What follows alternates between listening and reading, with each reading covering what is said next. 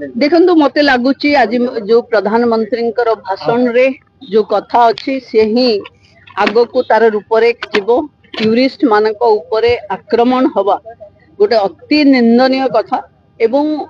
जो माने याकू बाहाना करी आतंकराज चलेबे बोली भाविचंती केबे भी सफल हेबेनी।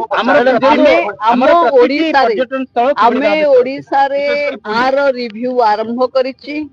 एवं जो टूरिस्ट फ्रेंडली पुलिस आमे विभिन्न थाना को एबे घोषणा डीजीपी पाखे पड़ी अच्छी विभिन्न थाना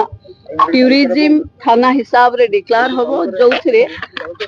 टूरिस्ट आसिले ताको असुविधा पड़िले से एक निर्दिष्ट थाना को ही फोन करिवो ये व्यवस्था आहुरी हबो। आतंक समस्त मन रे अच्छी किंतु ओडिसा को आसुथिबा पर्यटक माने निश्चिंत रहवा कथा जे ओडिसा भाईचारा एवं संस्कृतिर राज्य एथिरे एभली किछि संभावना नाही।